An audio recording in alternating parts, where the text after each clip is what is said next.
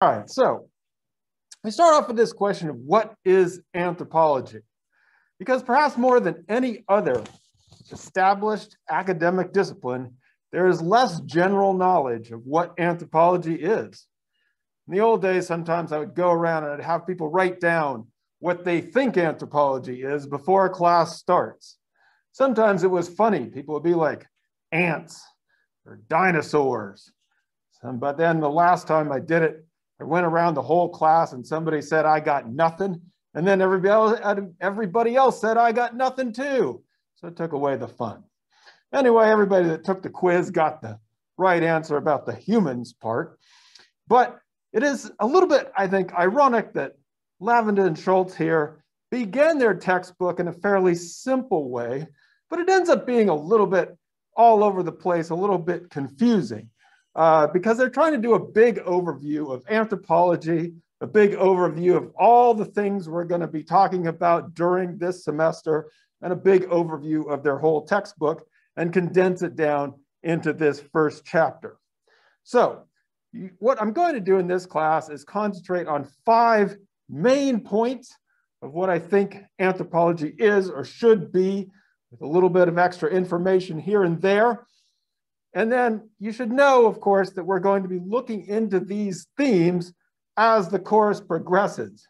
So I'm going to try and avoid what I always do, which is, well, we're going to be looking at that later. Just know that this is the overview, and we are going to get into each of these topics in more depth as we go along.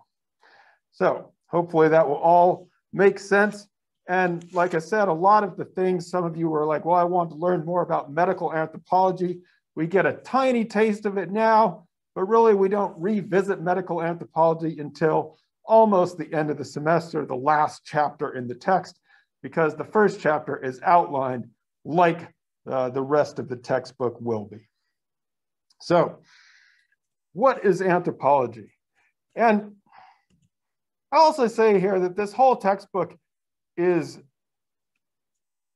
tries to ask questions. Some of these questions might make sense, but some of them seem sometimes a little bit forced.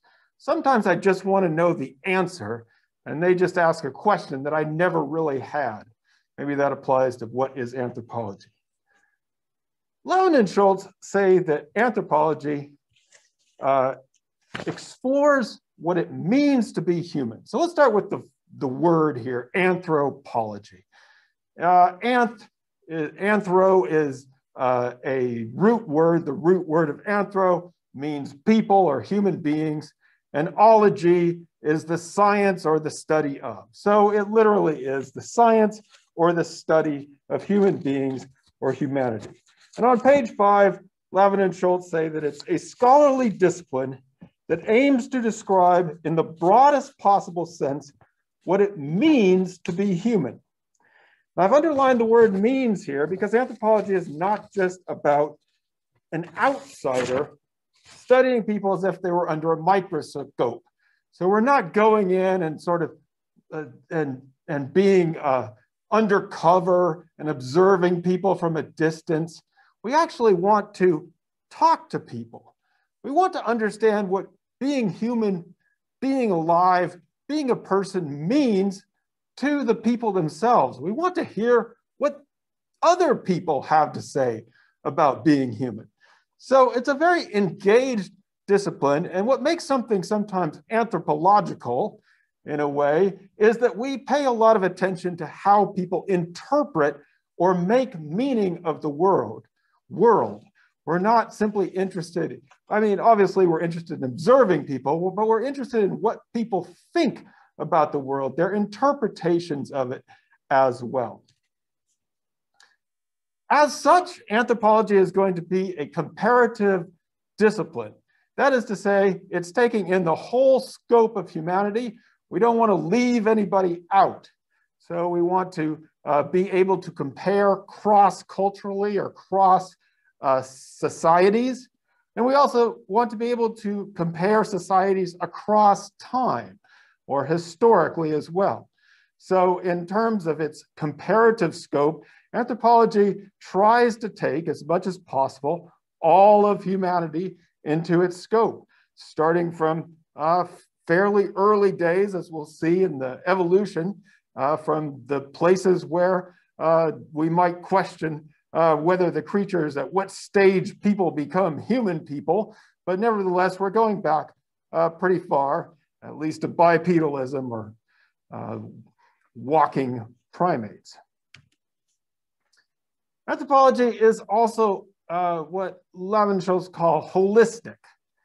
And that is to say that it approaches human life as it is integrated or interconnected. So anthropologists tend to put together things that you might study separately in different disciplines. So for example, you may have taken a class in religious studies. That obviously is the study of religion. There's professors who teach religious studies. One of them was just in this room. And then there are classes in economics and business. You can go to a different place and take a class in economics. So there are people who specialize in these sides of life. Anthropology is often trying to connect these various aspects of human life. We think of the human as a totality or a holistic integrated creature. So let's take religion and economics, for example. We know that around December, there's this big month full of holidays, and that's very religious, but it's also very economic. It's a big time for stores, right? So these things are not disconnected. They actually are very much connected. We might debate about whether they should be connected, but they are an integrated part of human life. Anthropology also studies and takes into account evolution.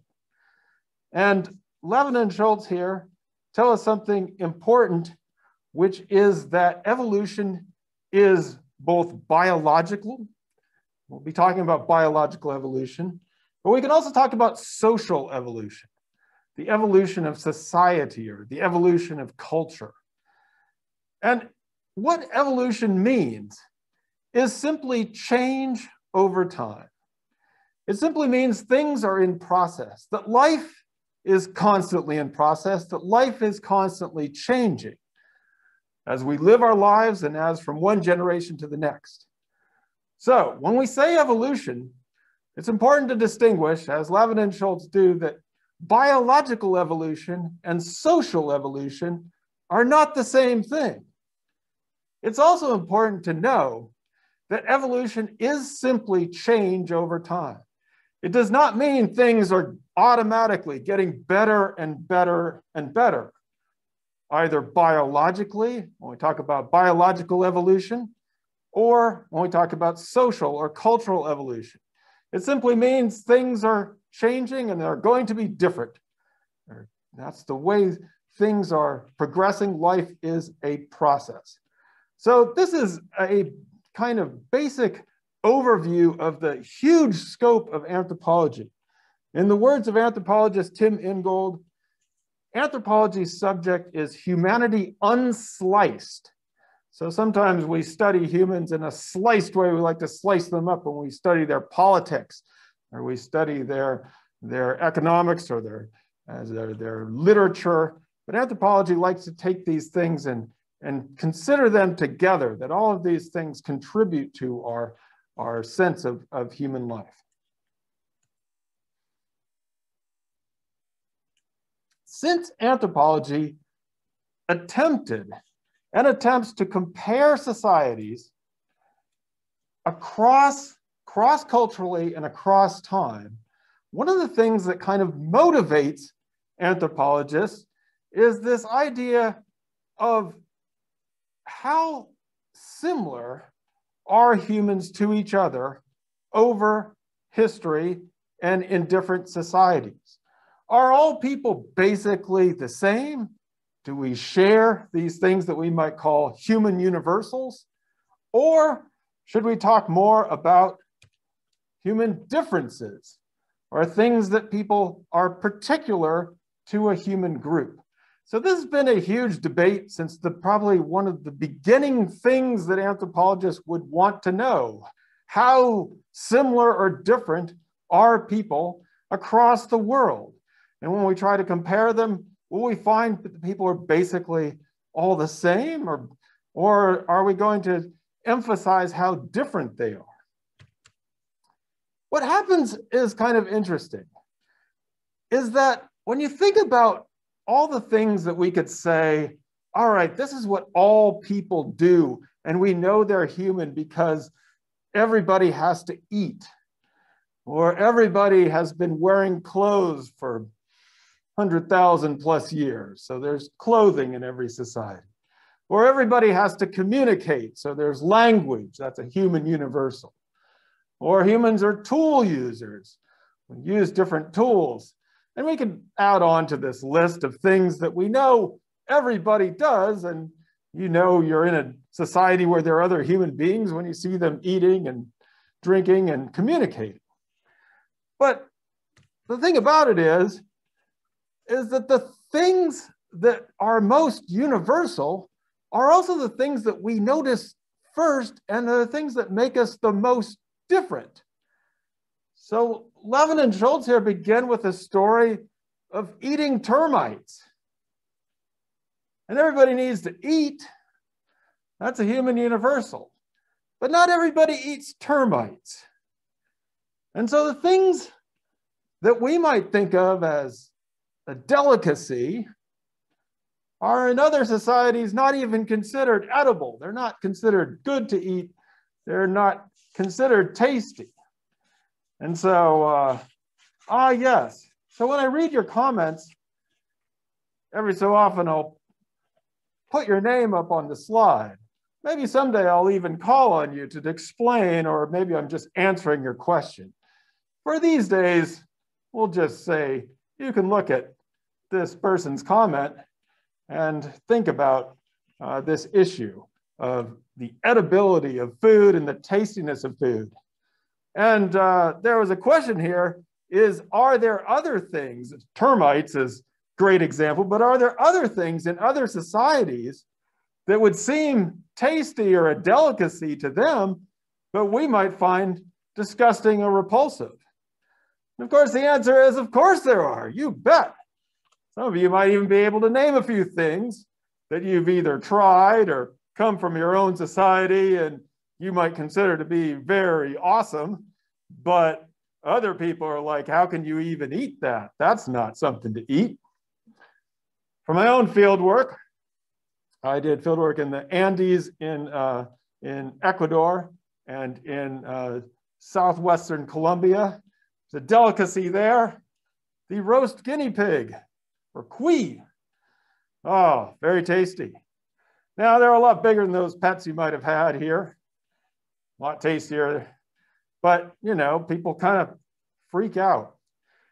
There's some people who have an idea, I don't know if this is really true, but their idea is that every society has a kind of test food, something that they really like, but is pretty intense. So if you grow up with it, you're like into it, but it kind of marks you as someone, it marks you as a part of that society.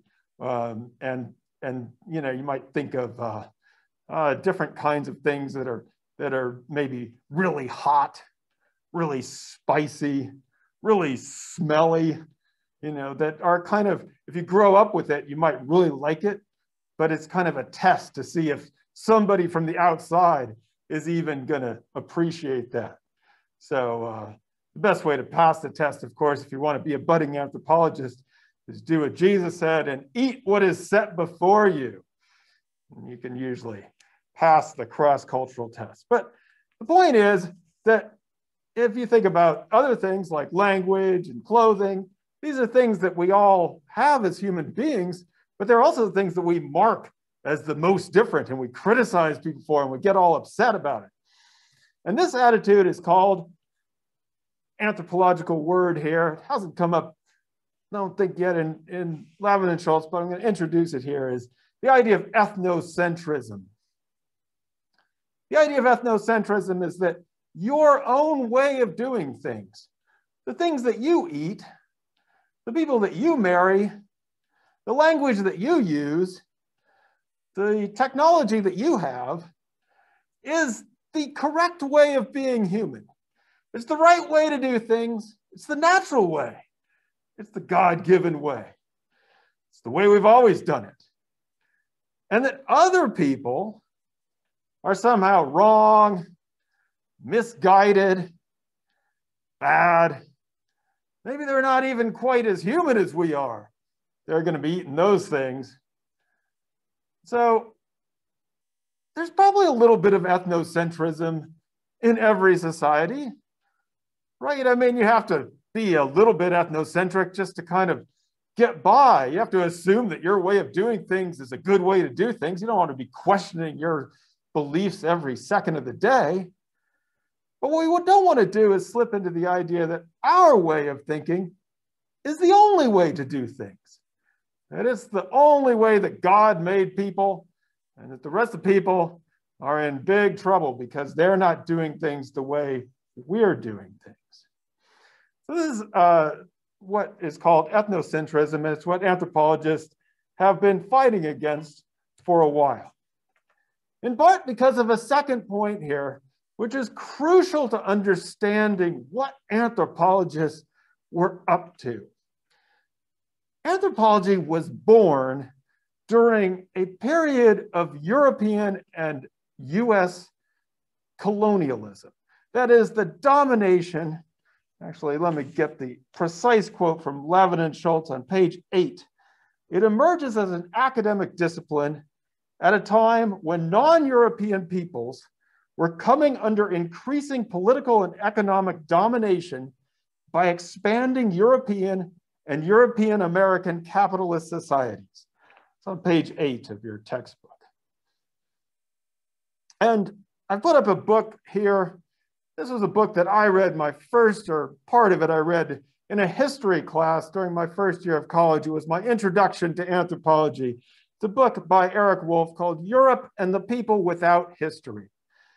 And the book is, the title is actually ironic, or it's meant to be ironic, in that what Wolf was saying was that the construction of a place called Europe had to do with how they colonized different parts of the world and then assumed that the people in those parts of the world had no history. So that Europe got to have history and stuff like that, but the other people were simply savages or primitives or people stuck in time and didn't get to have history. Wolf was arguing against this. What he was saying was that the world is an interconnected place and that the peoples outside of Europe were fundamental in the development of European society, industrialization, and capitalism. And so things like enslavement of African peoples was hugely important in the development of an industrial capital society. Read this book as a first-year student in college, and yeah, it kind of blew my mind, changed everything. During colonialism, during the colonial period, is where we get our contemporary or our modern ideas that people come in certain racial categories, and that there is a kind of ranking of people's abilities based on their race. This comes to us from this 500-year period of European colonialism, particularly the encounter of Europeans in the Americas and the enslavement of Africans and the kind of society that was built around these ideas. And so a very harsh, you might say, ethnocentrism developed out of this period. It was an ethnocentrism that assumed that certain people were on top and that all others were naturally below. And so this is not just ethnocentrism as in my way is different than yours, but we might be able to get along. It's ethnocentrism in the sense of my way is the superior way, and your way needs to go away. Your way will not be tolerated in this society, or it doesn't make sense. And so this is a simplification of how I would describe in the 19th century. So say, around the time of the 1860s, let's say the time of Charles Darwin, for example, around the time of when the Industrial Revolution in the US and Europe was getting going.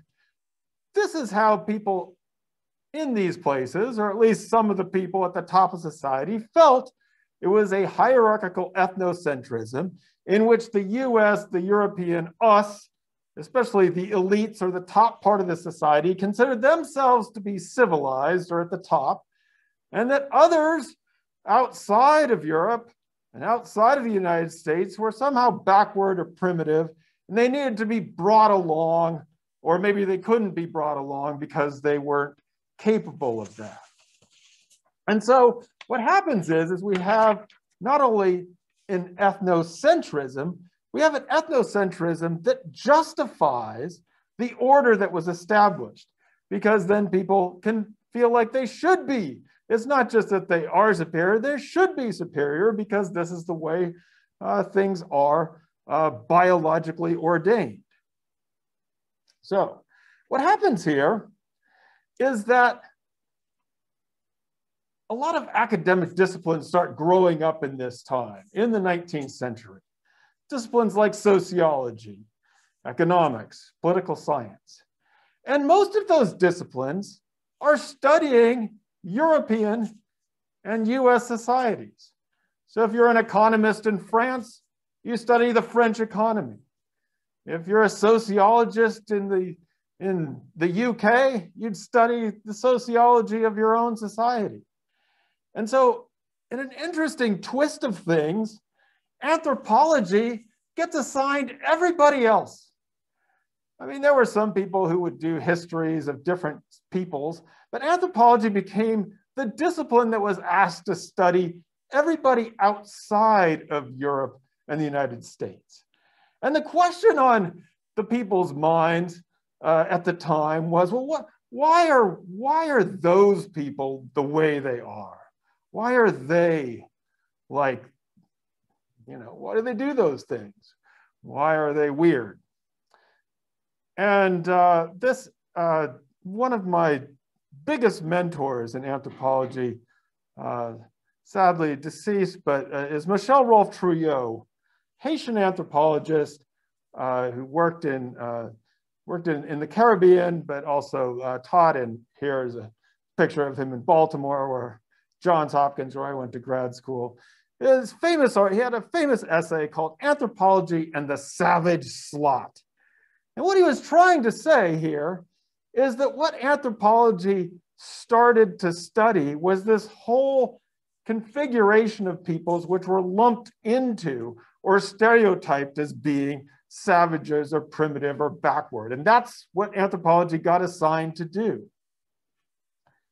Now, the prevalent explanations for why are other people the way they are at the time, there were different explanations, but the predominant ones, and these were sometimes linked together, often linked together, was of racial determinism.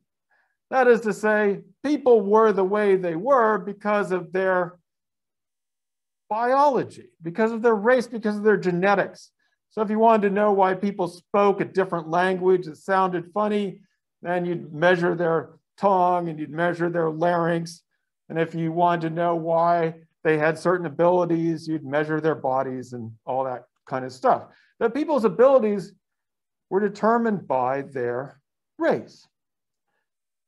This was linked to ideas of environmental determinism as well. The idea that, people in other parts of the world, they don't have seasons or they live in the tropics, and so they don't develop the same capacities. And because we have snow, then it makes us smarter. These kinds of things were prevalent at the time, that people were determined either by their race or by their environment or a combination of both. In the early 1900s, and this appears in Lavin and Schultz on page 10, a Jewish immigrant from Germany, Franz Boas, became a founder, one of probably, a lot of people would consider him the founder of US anthropology, but he's certainly a founding figure in US academic anthropology. And Boas actually began his life in physics, and he was on a voyage to the Arctic, and he actually began his life as kind of an environmental determinist. He thought, well, up in the Arctic, it's just snow and ice, so everybody's going to be kind of the same up there. And that was the first thing that he was disabused of this notion by traveling to different groups in this area. And he was surprised at how different they would be, even in the same, what you might consider harsh or very similar environmental conditions. And so he gave up his environmental determinism. Later in his life, as Levin and Schultz say, he also, and perhaps for our purposes more importantly, argued against the idea that people were superior or inferior based upon their biological race, or that their biological race would determine their capacity. So he was interested in, for example, he did a lot of measurements on Ellis Island. There's a very famous study where he measured the children of immigrants, and he was able to determine that even their head form and their body shape changed after one generation in the United States. And so these ideas, they hadn't intermarried with anybody else. They were simply, their bodies had adapted differently to the new environment. Some of you who may have grandparents or great-grandparents who immigrated from places where food was not very prevalent. I know in my own family, you can see the people get taller in each generation. So these ideas that race is biologically fixed, Boas argued against that. He would also argue, or start to make the argument, that our very notion of sorting race, that race was a valid biological category which we could say something about, he started to argue against that. I put that in parentheses because we're not ready to go down that road. We will be ready by about chapter 5 or 6. Right now, we're at least ready to say there's no evidence of any kind of superiority or inferiority based on biological race. And so the question was then, well, then why are people different? Why do they act differently, behave differently, think differently? And the answer for Boas and anthropology, eventually, it took a while because they were raised in this environment too. They were part of that whole 19th century hierarchical ethnocentric schema. But eventually they'd say, wait a second, no, that's not right. We've done studies, fieldwork studies, and that's not the way things work. Boas was not the best writer, but he did have some very good students who were very good writers, like Ruth Benedict, whose 1934 book, Patterns of Culture, was a huge bestseller. I don't think you can see it, but down there it says it has a preface by Margaret Mead, who became one of the most famous anthropologists, also a very good writer and speaker, and became one of the most famous US anthropologists of all time.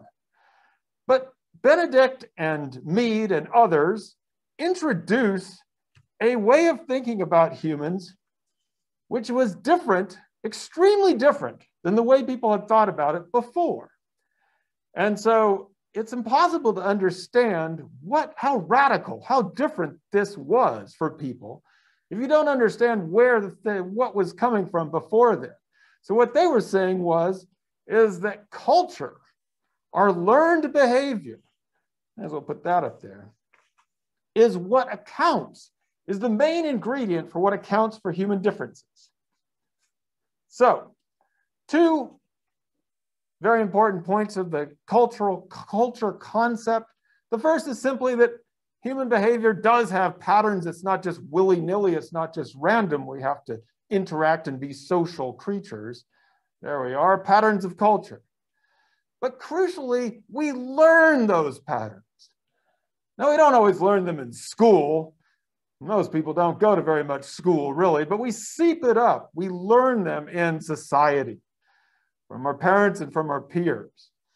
And so what anthropology argued is that these patterns are not determined by our biology, or what we may call genetics. It doesn't determine who you are. I've underlined determined there because that doesn't mean biology and genetics aren't important. Sure they are, but they're not determining of culture.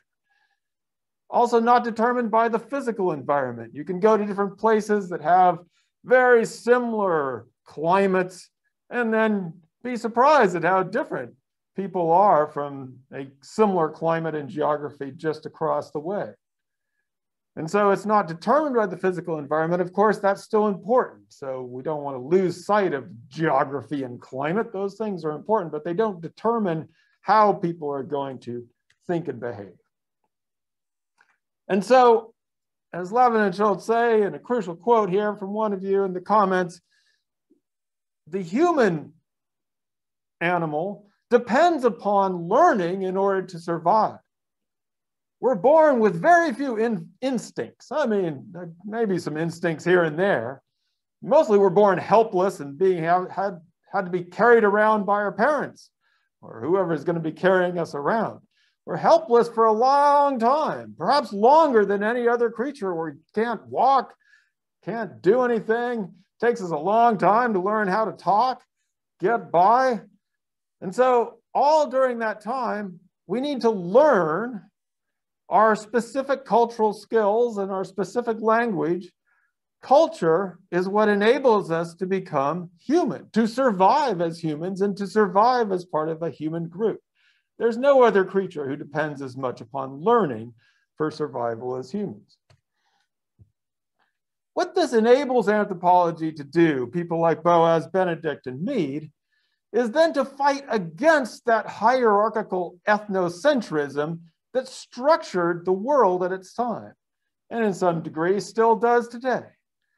That is to say, if people learn patterns, and you can learn different patterns, and in some ways you can, it's rather random what patterns you happen to learn, and that those patterns are adapted to a specific environment, it doesn't make sense to say that one pattern is necessarily superior or inferior to another.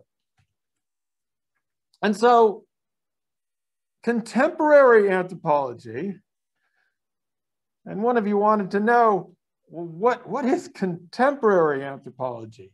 So there's what we might call traditional anthropology, the anthropology that emerged out of colonialism. But then as people began to understand what was going on, they started to reject these ideas that certain people should be classified as civilized and other people should be classified as primitive. So even in Benedict's work and in her writing in the 1930s, you'll see some words like civilized and primitive, and those words will creep in there. Eventually, Benedict was arguing against ethnocentrism and against that kind of racism, but those words and labels were still around. In today's anthropology, we do not rank people in this kind of hierarchy, and we reject an idea that there can be an assignment of people as savage, as primitive, or as civilized.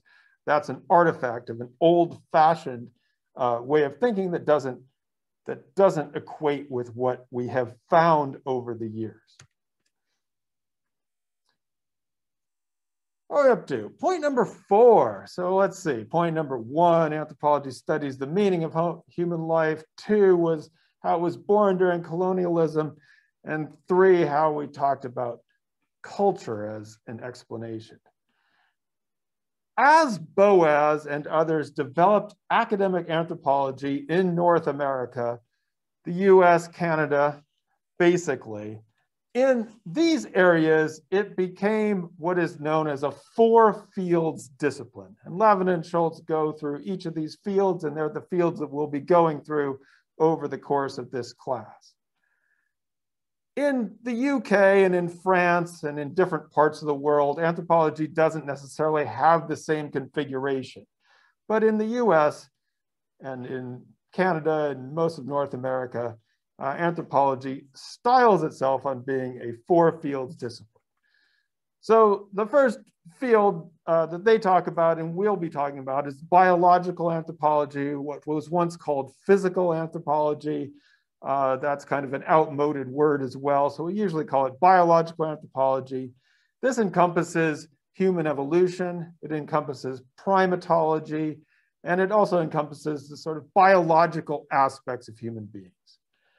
At Hartwick, we have Professor Connie Anderson, who teaches in biological anthropology, also does a very successful January term experience to South Africa, very famous here at Hartwick. She also teaches medical anthropology courses, so combines that biological with the cultural side. The next field that Lavin and Schultz go into is what is called cultural anthropology. In some places, if you're more in the UK, it would be called social anthropology. Some people like to call it socio-cultural anthropology. But this is usually more the study of contemporary peoples, people who will do field work with another group or another society. So I would consider myself to be a cultural anthropologist. I said my field work was in the Andes in South America. Professor Mike Woost is also a cultural anthropologist, does his field work in Sri Lanka, and teaches courses on the anthropology of tourism, the anthropology of war and violence, and also teaches some of our capstone courses in anthropology. A couple of you are interested in linguistic anthropology, or the language aspect of things. The linguistic anthropology is a highly complex subfield of anthropology. It's probably the hardest to do, actually. We don't have at Hartwick someone who is specialized in linguistic anthropology. For many of us, we try to cover some language, some linguistic anthropology in the context of cultural anthropology, and that's what we'll be doing in this class. It's the smallest and most specialized of the subfields. And then there's archaeology, which a lot of people assume to be anthropology in general. Archaeology is one of the four fields of anthropology that deals with material culture, the artifacts, the stuff that people leave behind. But it's not simply about the past. It can also be anything that is concerned with material culture and stuff that people use in their daily life. Here at Harvard College, we have Professor Namita Sugandhi, who teaches archaeology courses, fundamentals of archaeology, and does field work in India. So we also have a field work experience at Pine Lake that we try to do every other year in collaboration with SUNY Oneonta. Pine Lake is actually a very good archaeological site for Native American groups at the time. So in anthropology, these are kind of different subgroups or subspecialties that people have developed, and they each have their own way of doing things. In this class, we'll tackle biological anthropology first to cover human evolution and primatology. Then we'll go into archaeology to do some of the domestication of plants and animals and the rise of different state societies. Then we'll do cultural and language at the end of, or near the end of things. So that's how we're going to structure the class. Like I said, in this chapter, Lavin and Schultz detail what anthropology is, but they also try to extend out a little bit into where anthropology is going. At the end of the chapter, they talk about the promise of anthropology. And I wanted to talk about this in the context of different ways in which anthropology has changed, different types of contemporary anthropology. So one of the things that, as we saw before, that was hugely important, especially in the United States, especially in a race-obsessed society like the United States, was the importance of separating what was the biological from the cultural. So anthropologists spent a lot of time trying to show how what your biology was and what your race assignment was did not determine your cultural capabilities or what kind of language you spoke. So this was a hugely important separation to make. It can also be seen in the separation that anthropologists have made between the idea of sex and gender. And so sex refers to the biological differences that we see among human beings, hormones and physical characteristics. Gender refers to the social ideas, the expectations that we have, the social roles that we have when we think we see someone of a particular sex. So what anthropologists and others have done is to separate what is our biology, and biology is obviously important and real, from all the social and cultural expectations and ideas that we have about people because of how we assume their sex organs are. And so anthropology from early on was one of the people who most was able to survey different ideas about gender, different ideas about what a person should be, female, male, third gender, which comes up in many different societies. Third and fourth gender ideas was something that anthropologists had been surveying for a long time. However, in today's world, I think a number of anthropologists are trying to bring things back together. Not in order to say that our biology is determining, but to show us that sometimes when people say, oh, it's just culture, they don't understand that everything we do culturally also has a biological component to it. So racism is a cultural idea. We don't get racism from our biology. However, it has biological implications. What school you go to, what healthcare you receive, where you're able to live. All of these things are going to influence your biology as well. So anthropologists today often talk about biocultural, what Lavin and Schultz call biocultural approaches, which is to say that these things are always together. You have to think of them together, not just separate. Or if you happen to be more in the UK, you might talk about this as biosocial, that biology and social aren't separate. Again, this is not to say that it's not to bring back the idea of biological determinism. It's simply to say that the things that we do socially and culturally have a biological effect. So that you are going to actually be a biological different type of person if you grow up eating termites, as opposed to eating Big Macs all day. It has a biological effect on your development. Another thing that anthropologists have tried to think about is the idea of material culture. And I think this is partly because sometimes when we say the word culture, people talk about beliefs and ideas. And we want to be clear that culture is very all-encompassing, and it extends to the stuff that people make, produce, as we talked about in archaeology, the artifacts that we have. So the kinds of things that when we cram people into little desks and make them sit all day long, that has a biological effect. So it's part of our material culture, but it also has a biological effect as well.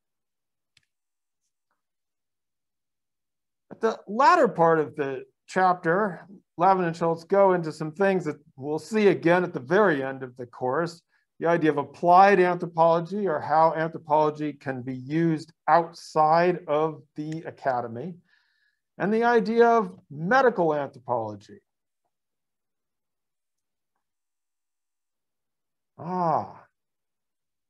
Strikes me that I had a whole separate slide for that, but didn't delete it from here. Here we go. Let's go to here, applied anthropology. So applied anthropology is trying to take things outside of the academy. At the very end of the chapter, they cite the work of Jason De Leon, his book, and this is the audio book cover. It's kind of more dramatic. The Land of Open Graves, Living and Dying on the Migrant Trail. So De Leon was someone who took the archaeology and biological anthropology and cultural anthropology into field work on the border and taught to people crossing the border, and then did also biological anthropology and even archaeology in this area where people were attempting to cross the border into the United States. Medical anthropology, as some of you noted, has been fairly hot lately. Even before the coronavirus, people were getting into medical anthropology, in part probably because issues of health and illness and aging are extremely important in our society. And here at Hartwick, a lot of people combine nursing or health fields with an anthropological perspective. It's also a way of combining the biological and the cultural. So this has been a pretty large field recently, is the field of medical anthropology. Oh, yes, Jenna, I discovered. So the idea of development anthropology, which is how anthropologists try to reach out and, as they put it, improve the quality of life for marginal populations. So not just looking at how anthropologists could study with other people, but how their quality of life might be improved. So here, Levin and Schultz say briefly, but I would emphasize a lot, the importance of sustainable technologies. The idea that we need to improve the quality of life without ruining the local and global environment. So trying to figure out ways to help people live sustainably is part of development anthropology, often drawing upon ideas of people who may have been left out or marginalized. They have often developed good ideas about sustainability, but we need to be able to incorporate that into the world. My fifth and final point here is that if anthropology is going to mean something, it's got to mean something outside of or beyond the academic sphere, the classroom, the university, the college. And a lot of anthropologists have been saying this in various ways. I quoted Tim Ingold on the subject of anthropology as humanity unsliced, and I used to assign his book on anthropology, Why It Matters. But the point here is, how do we get people interested in, and what is the contribution of anthropology beyond simply studying others and taking, reading about it and taking tests and stuff like that? Some people have thought, well, the best way to mean something beyond our sphere is to come up with sexy new topics like cyborg anthropology or the hybridization of people and their devices. And for me, I guess I'm not completely persuaded by that. And I was kind of glad to see that none of you got into cyborg anthropology as well, because I think what it does is simply reproduce that funky, sexy academic sophistication without getting at the issues that are really motivating people and the reasons they might be interested in looking to anthropology. I find more convincing the idea that instead of studying people as if they were specimens or under a microscope, what anthropologists do is to study with people, to learn from other people, and to study with others as our guides. And this is a concept that Ingold has actually developed quite a bit how to take other people's words seriously, how to listen to people. It comes up too in that little box by James Fernandez called Anthropology as a Vocation or Anthropology as a Calling, the idea of listening to voices. That I would say what is most important about anthropology, what I most hope that we get out of this class is how to listen in a radical, holistic way to other people, to really try to understand where other people are coming from. And Emma had a great quote from this, from Fernandez that I love as well, which is, by listening carefully to others' voices and by trying to give voice to these voices, we act to widen the horizons of human conviviality. So obviously, as you leave this class and this course, you're not going to turn into an anthropologist. But by listening to other people, you can do what is most important and more important than being an anthropologist, which is by listening to other people, we can widen the horizons of human conviviality. I looked up the word conviviality, and conviviality in English has this definition of being friendly, happy, and welcoming. So if you're a good party host, you'll be like, hey, that's a very convivial person. You're a friendly person.